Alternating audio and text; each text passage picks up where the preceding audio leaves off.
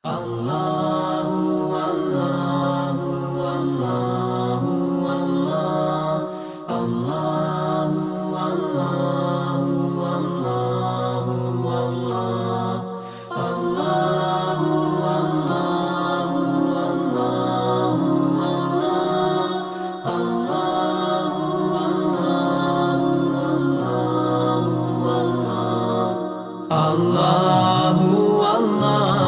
আলাইকুম ওরহমতুল্লাহি ওয়াবারাকাতুহু। আলহামদুলিল্লাহি রাব্বিল আলামিন ওয়াসসালাতু ওয়াসসালামু আলা আশরাফিল আম্বিয়াই ওয়াল মুরসালিন নবিয়িনা মুহাম্মদ ওয়া আলা আলিহি ওয়া আসহাবিহি ওয়া মান তাবিআহুম বিইহসানিন ইলা ইয়াউমিদ্দিন। সম্মানিত শ্রোতা মণ্ডলী, আমরা আজ আলোচনা করব হজের একটি বিশেষ বিষয় সম্পর্কে। সেটি হলো হজে ওয়াজিব সমূহ। রুকন সম্পর্কে আমরা আলোচনা করেছি। রুকনে যদি কারো ত্রুটি, অর্থাৎ রুকনে যদি কেউ যদি না করে, রুকন যদি কেউ যদি আদায় না করে, তার হজ হবে না, সে সম্পর্কে আমরা আলোচনা করেছি। তো আজকে আমরা আলোচনা করব ওয়াজিব সম্পর্কে। ওয়াজিব, হাজী সাহেবদের কাছে, হাজী সাহেব যারা হজ করবেন তাদের প্রতি আমার যে অনুরোধটি আগেও করেছিলাম, সবসময় করে থাকি, আজও করছি, সেটি হলো আপনারা হজ সম্পর্কে, কার্যাদি সম্পর্কে, হজের কার্যাবলী সম্পর্কে জেনে তারপরে হজ করা শুরু করবেন। দশে যা আমি তা, এইভাবে আপনার হজ নাও হতে পারে, আপনার হজ নাও হতে পারে, আপনার হজ বাতিল হয়ে যেতে পারে। এই জন্য আপনি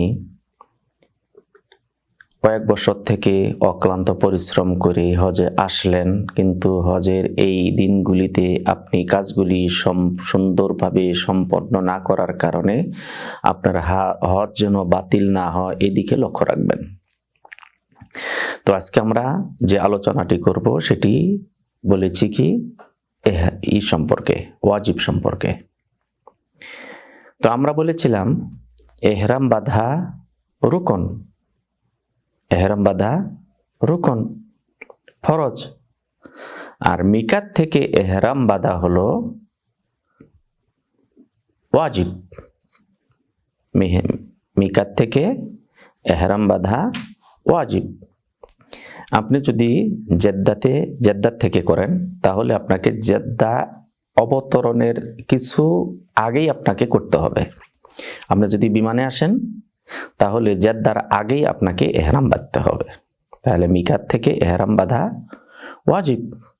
আপনি যদি মদিনা থেকে ঢুকেন, তাহলে সেখানে আবিয়ার আলী রয়েছে যে এলাকায় এখন বর্তমানে নাম, সেখান থেকে আপনাকে এহরাম বাঁধতে হবে। আপনি যদি রিয়াদ থেকে যান, তাহলে তায়েফে কারনুল মানাজিল, এখন বর্তমানে বলা হয় সাইলুল কাবির, সেখান থেকে আপনাকে এহরাম বাঁধতে হবে। এটা হলো ওয়াজিব, এটা হলো ওয়াজিব। আর এহরাম বাঁধা হলো রুকন, ফরজ। এখন এহরাম বাঁধা আমরা এটা যেন না মনে করি যে আমি পোশাকটা পরিধান করলাম এটা এহরাম। আপনি পোশাক বাংলাদেশ থেকে পরে আসতে পারেন, অথবা কোনো কারণে যদি আপনার পোশাক না থাকে, সাদা পোশাক নাই, তাহলে আপনি যে কোনো পোশাকে পরতে পারবেন, মাজুর। কিন্তু এহরাম কোনটা? এহরাম হলো যখন আপনি নিয়ত করলেন, আপনি যখন নিয়ত করে হজের কার্যাবলীতে আপনি প্রবেশ করলেন, এখন হজের কার্যাবলী আপনি শুরু করবেন, এটাকে কি বলা হয়? এহরাম বলা হয়। তাহলে এহরাম বাঁধা হলো রুকন, আর মিকাত থেকে এহরাম বাঁধা হলো ওয়াজিব। মিকাত থেকে আপনাকে বাঁধতে হবে, 1 নম্বর। 2 নম্বর আমরা রুকন বলেছিলাম, 2 নম্বর রুকন যেটা, সেটা হলো আরাফাতে অবস্থান করা। আরাফাতের ময়দানে অবস্থান করা হলো রুকন। তো তবে আরাফাতে আপনি অবস্থান করছেন, আবার আরাফাতের ময়দানে মাগরিব পর্যন্ত অবস্থান করা হলো ওয়াজিব, মাগরিব পর্যন্ত থাকতে হবে। মাগরিব পর্যন্ত আপনি আরাফাতের ময়দান পরিত্যাগ করতে পারবেন না। অনেকে দেখবেন যে দলে দলে চলে যাচ্ছে, তাদের সাথে আপনি যায়েন না।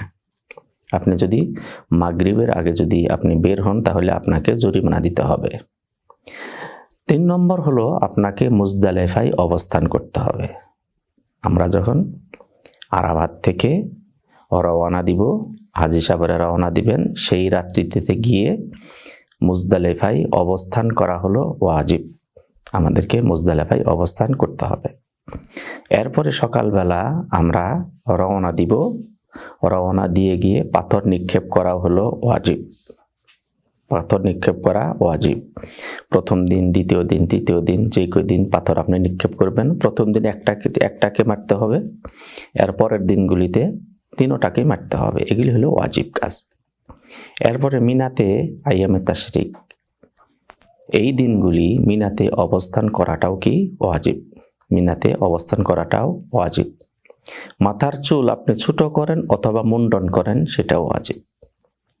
আপনি যদি তামাত্তু হজ করেন অথবা কেরান হজ করেন, তাহলে আপনার জন্য কুরবানি দেওয়াটাও ওয়াজিব।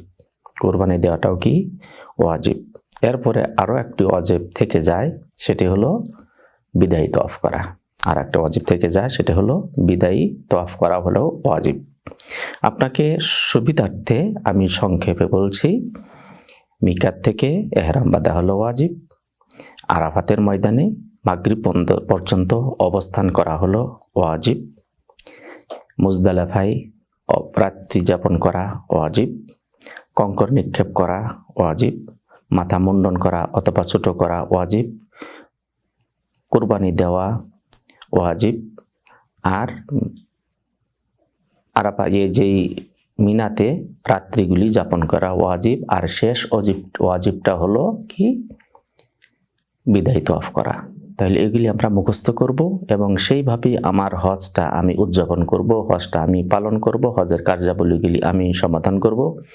আল্লাহ তাআলার কাছে দোয়া করি, আল্লাহ রাব্বুল আলামিন আমাদের সবাইকে যেন সুন্দরভাবে, যেভাবে আমি অক্লান্ত পরিশ্রম করে আমি পরিকল্পনা করে টাকা জোগাড় করে হজে আসছি, হজ যেন আমার যেন শুদ্ধ হয়, হজ যে মাবরুর হয়। আল্লাহ তাআলা আমাকে সবাইকে তৌফিক দান করুন। আসসালামু আলাইকুম ওয়া রাহমাতুল্লাহি ওয়া বারাকাতুহু।